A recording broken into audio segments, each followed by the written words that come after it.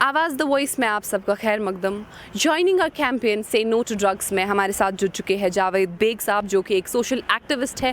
हम इनसे बात करेंगे और जानेंगे सर, ये जो कश्मीर में जो ये ड्रग्स जो काफ़ी तेज़ी से फैल रहा है, ये जो एक वबा बन चुका है हमारे कश्मीर में, जिसने हम कहे कि एक ह्यूमैनिटी जो कश्मीर जिसके लिए काफ़ी मानी जाती थी, जो इंसानियत थी यहाँ, उसके आप देखिए उसके बरक्स जो आज है, बेटा जो है वो अपनी माँ को कत्ल कर रहा है और बाप जो है वो अपनी बेटी को कत्ल कर रहा है। सबसे पहले आप इसको किस नज़रिए से देखते हैं? शुक्रिया अनीसा, मुझे अपने प्रोग्राम में मदऊ करने के लिए। बिल्कुल, ड्रग्स या फिर कोई भी नशा एक लानत है, इसमें कोई दो राय नहीं। ये समाज में सबसे बड़ी बुराई है, क्योंकि इसी से समाज में और बुराइयों को जो है फ़रोग मिलता है या फिर पैदा होती है। ड्रग्स चूँकि आज एक बाबरकत महीना चल रहा है, रमज़ान का महीना, हमारे मज़हब इस्लाम के एतबार से ड्रग्स की सबसे ज़्यादा ममानियत है। किसी भी नशावर चीज़ की या किसी भी नशा वर शय की काफ़ी ममानियत है। इसके लिए कुरान में काफ़ी सारी आयतें हैं और पैगंबर साहब ने भी इस पर काफ़ी जो है तंबिया किया है उम्मत को। बाकी मज़ाहिब में भी आप किसी भी मज़हब के जो होली स्क्रिप्चर्स है उसमें नशावर चीज़ों को या नशे की जो आदतें हैं या नशे करने पे काफ़ी जो है प्रोहिबिशंस है। इसी तरह सोशल वैल्यू सिस्टम जो होता है, ये रिलीजियस वैल्यू सिस्टम हो गया, बिलीफ सिस्टम्स पे। अब अगर हम सोशल वैल्यू सिस्टम देखेंगे, जिस पे आपने अभी अभी कहा कश्मीर को, जिसे एक ज़माने में एक मुक़द्दस जगह समझा जाता था, ऋषिज़्म सूफीज़्म का एक गहवारा था कश्मीर। आज के डेट में एक बाप बेटी को कत्ल कर रहा है, एक बेटा माँ को कत्ल कर रहा है, जिस कोख ने उसे जन्मा है उसी पाक और मुक़द्दस कोख को वो उजाड़ रहा है। वजह सिर्फ़ और सिर्फ यही लानत है, ड्रग्स या फिर नशावर चीज़ों की लानत। अब इसमें जो पूरा ह्यूमन वैल्यू सिस्टम है वो प्रभावित होता है, ह्यूमन वैल्यू सिस्टम को तार तार कर देता है ये नशा। इसमें बहुत सारे जो है इंस्टीट्यूशंस का एक खासा रोल था। A country, a nation, a state is a group of institutions, और इंस्टीट्यूशंस जितनी प्रोएक्टिव हो, जितनी स्ट्रेंथन्ड हो, जितनी स्ट्रॉन्ग हो, जितनी रोबस्ट हो, एक समाज उभर कर आता है, इवॉल्व होता है। बदकिस्मती से 30 साल के नामसैद हालातों ने हमारे यहाँ हर एक इंस्टीट्यूशन के सैंक्टिटी को, डिग्निटी को तार तार कर दिया। एक जो अपरेंट नुकसानात हमने उठाया, सबसे बड़ा नुकसान ह्यूमन लाइव्स का, जो सबसे बड़ा नुकसान हमने उठाया। साथ ही साथ इन 30 साल के नामसैद हालातों ने जिस तरीके से हमारी सोसाइटी को, हमारे समाज को वीकन किया, पामाल किया, उस पे ना तो हम कोई पैमाना रखकर उसका मेजरमेंट कर सकते हैं। ह्यूमन लाइव्स को तब भी हम गिन सकते हैं कि फ़लानी जगह पे बदकिस्मती से दिल-दोज़ हादसे में 10 लोगों की जान चली गई, या फ़लानी मिलिटेंट अटैक में 10 लोग मारे गए। लेकिन सोसाइटी में जो नुकसान हुआ 30 साल में, वो हम किसी भी पैमाने से ना ही हम नाप सकते हैं और ना ही तोल सकते हैं। वो सिर्फ़ और सिर्फ हम अपने अक्ल से, इंटेलेक्चुअल कैपेसिटी से उसको हम बस फील कर सकते हैं। और वो नुकसान हमने इतना उठाया, जिस नुकसान के चलते आज हमारे सामने जो ये तो मुझे लगता है this is tip of an iceberg, जिसमें एक माँ को अपना बेटा कत्ल कर रहा है बेदर्दी से, जिसमें एक बाप अपनी बेटी को, बाप साया होता है बेटी का, सिर्फ शादी तक नहीं बल्कि ज़िंदगी के आखिरी मरहले तक।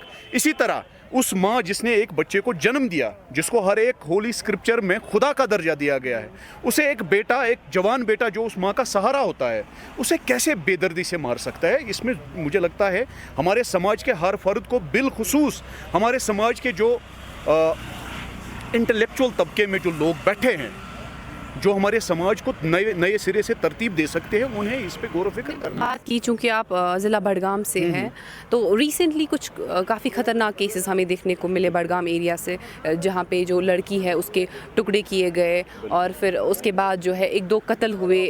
तो चूँकि आपको लगता है कहीं ना कहीं ड्रग्स जो है वो इन सब जराइम की जड़ है, और बड़गाम एरिया में आपको लगता है रिहैबिलिटेशन सेंटर्स वगैरह, काउंसलिंग्स वगैरह की काफ़ी ज़रूरत है? बिल्कुल अनीसा, आपने बहुत अच्छा पॉइंट यहाँ पे लाया। जो रिहैबिलिटेशन सेंटर्स है वो एक हिसाब से मदरस और स्कूल का काम करते हैं।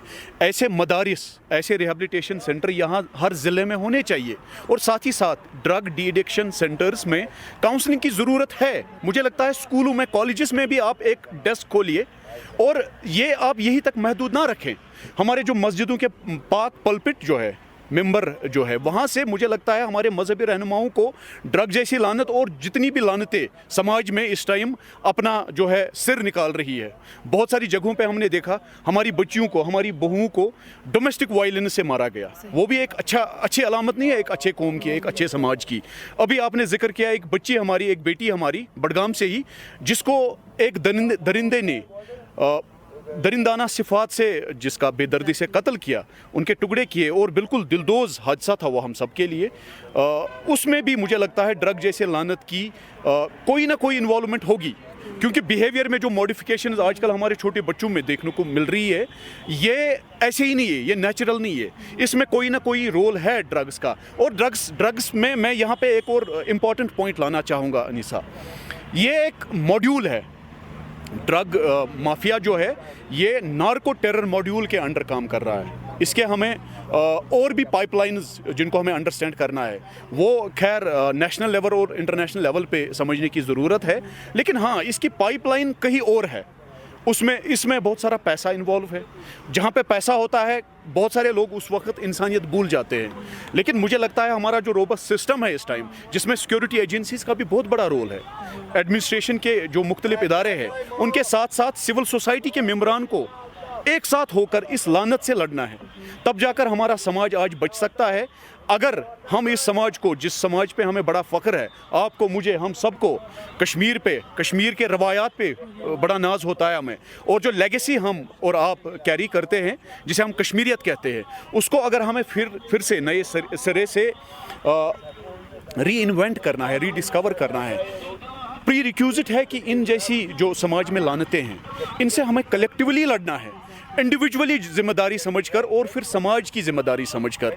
इसमें हम सबका बड़ा रोल है, तब जाकर हम हमारे बच्चों को बचा सकते हैं, समाज में हर एक बुराई को रोक सकते हैं, और साथ ही साथ इस समाज को, हमारे कश्मीर को आगे लेके जा सकते हैं। क्योंकि आप एक सोशल एक्टिविस्ट हैं, तो एज एन सोशल एक्टिविस्ट आपको क्या लगता है कि जो इंतज़ामिया है, एडमिनिस्ट्रेशन है, या सोशल एक्टिविस्ट की अगर हम बात करें, उन्हें कैसे वो इनिशिएटिव लेना चाहिए, उन्हें कैसे इक़दाम उठाने चाहिए ताकि कहीं ना कहीं हम कोशिश करें कि इस वबा पे काबू पाए?